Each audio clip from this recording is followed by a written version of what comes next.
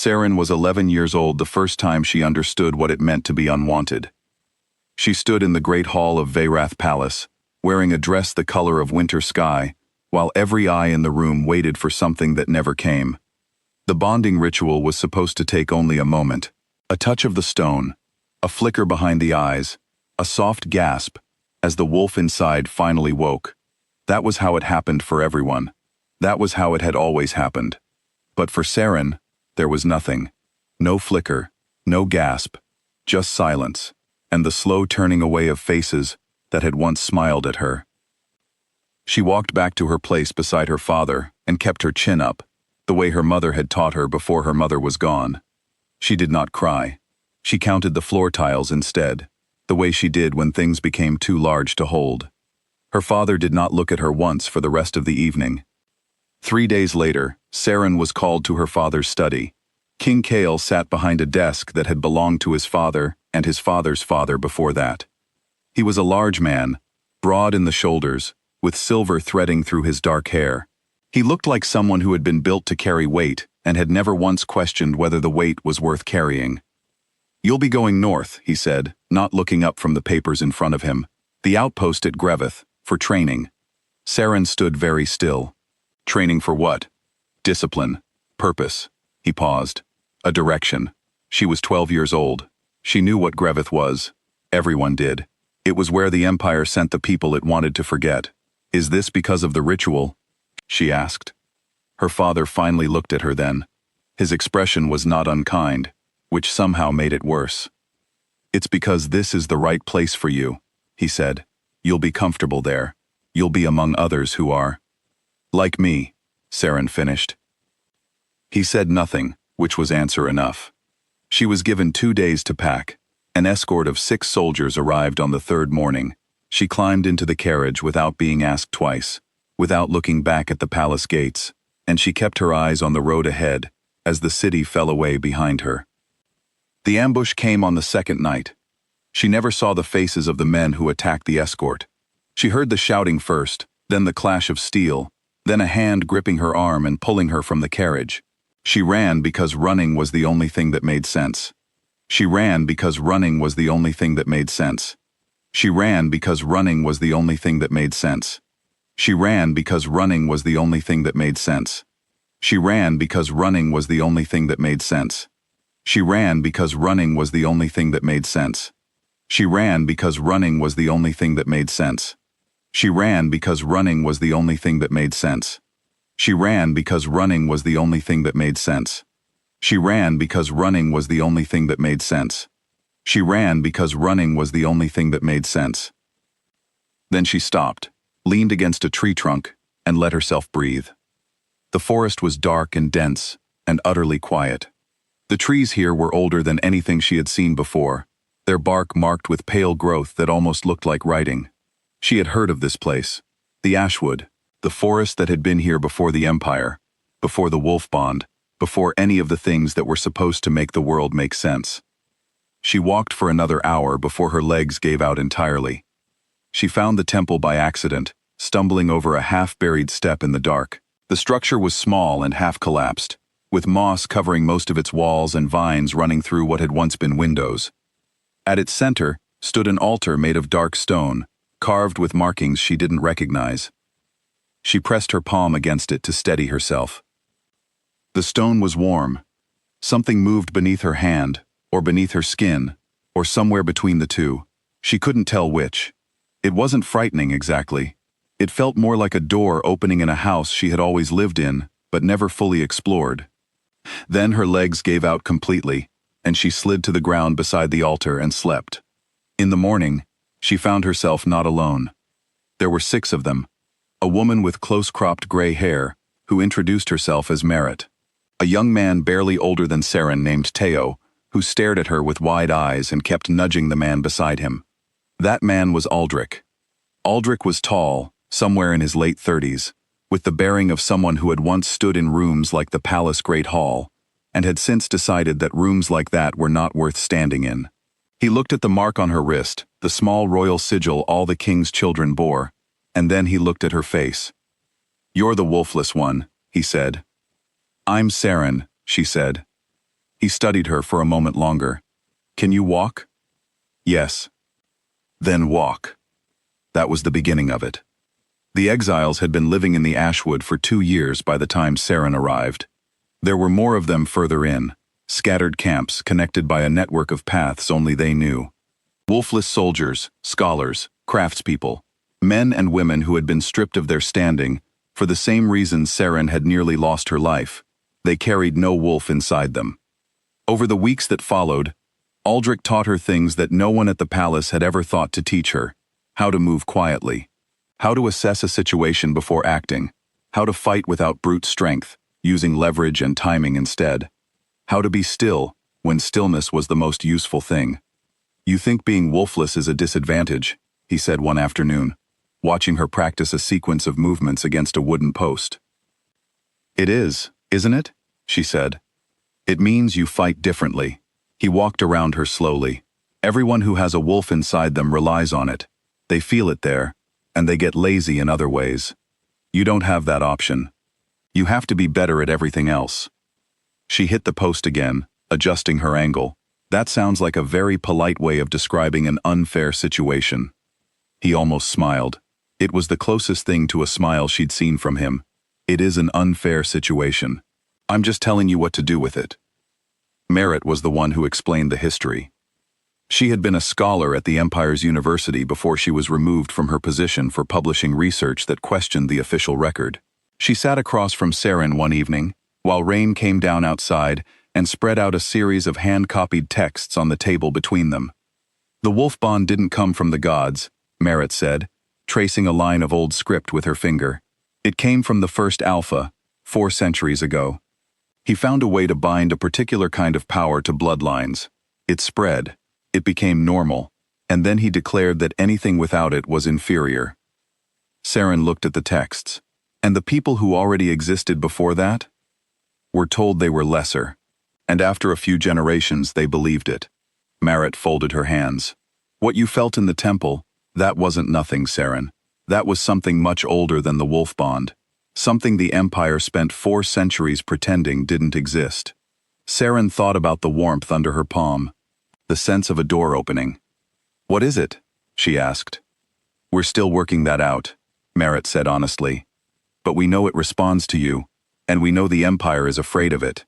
Otherwise, they would have left that temple to rot in peace, instead of building a forest full of ghost stories around it.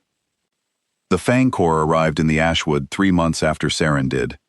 They were the best hunters the Empire had, and they moved through the forest with a precision that showed they had been preparing for this.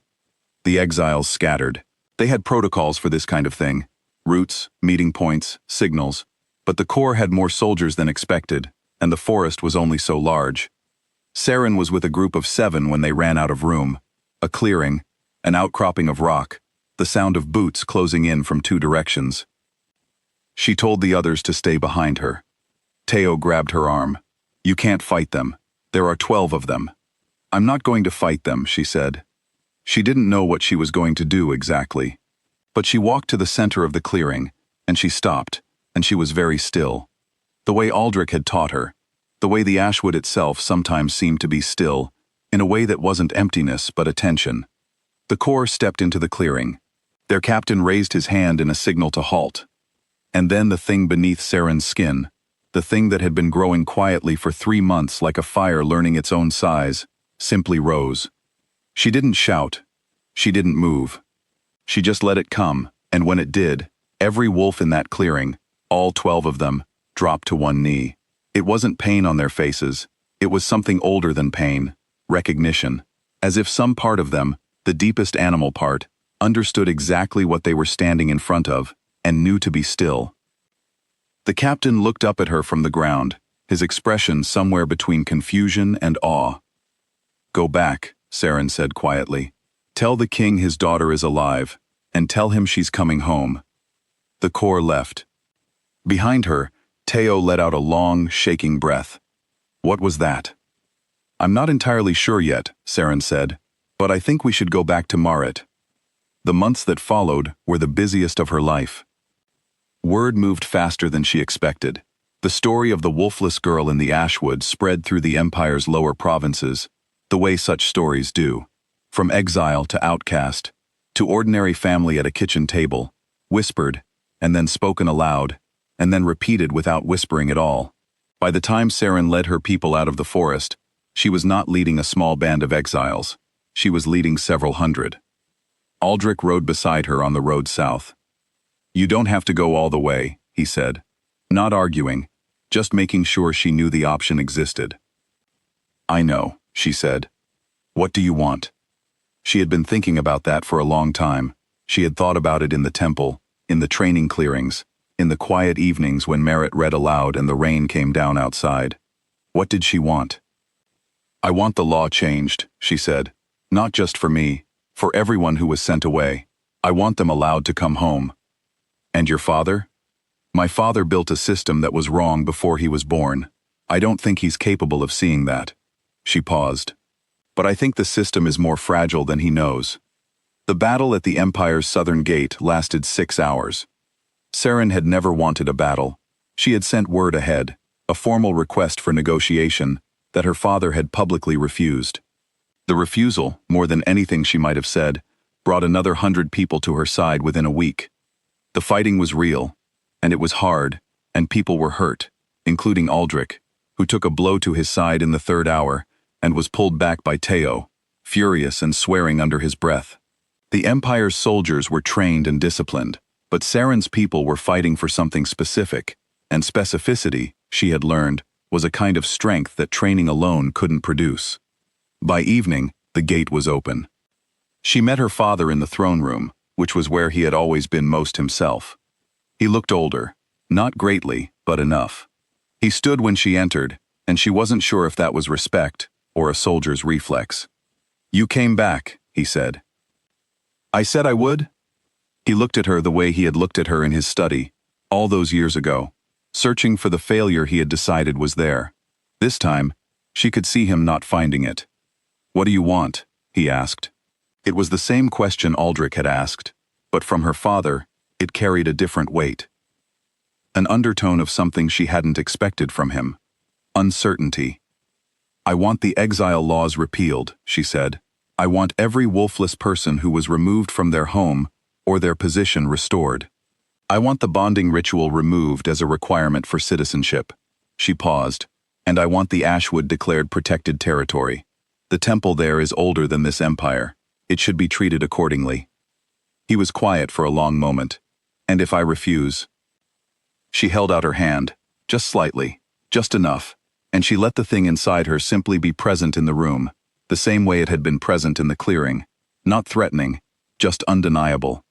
Every wolf in the room, the guards, the advisors, her father, grew very still. "You won't refuse," she said gently, "because you know what I carry now, and you know it doesn't go away when I leave the room." He sat down heavily in the throne. She waited. "The laws," he said at last, his voice low, "will be reviewed." Repealed. A long pause. Repealed. Seren did not take the throne. She had thought about it, in the way she thought about most things, carefully, from several angles, at different times of day. She decided against it, not because she couldn't hold it, but because a throne was the wrong shape for what she was trying to build. Instead, she helped establish a council. Wolfless and wolf-bonded, equal in number, equal in standing. Her father retained his title, but not his sole authority. He seemed, in the weeks that followed, almost relieved, like a man who had been holding something very heavy for a very long time, and had finally been given permission to set it down. The exile laws were repealed before the first month was out. The roads opened. People came back, quietly at first, a few families, then more, then enough that the southern provinces took on a sound they apparently hadn't had in years, the particular noise of people arriving somewhere they belonged. Merritt was given a chair on the council's records committee, which made her so happy she didn't know what to do with herself for 3 days. Teo, who turned out to have a remarkable talent for logistics that nobody had previously had the sense to use, organized the return process so smoothly that even the most skeptical advisors had nothing practical to complain about. Aldrich, once his side healed, stood at Seren's right hand during the council's first formal session, not as a guard, not as a general, just as someone who had been there from the beginning and had earned the right to see how it ended. Afterward, walking out through the palace courtyard in the long light of a late afternoon, he said, "Not bad for someone with no wolf." "I keep telling you," Seren said, "I'm not wolfless." "What are you then?" She looked out at the road that led south, toward the Ashwood, toward the old stone temple with its warm altar and its ancient script. "Something older," she said. And for once, that was enough.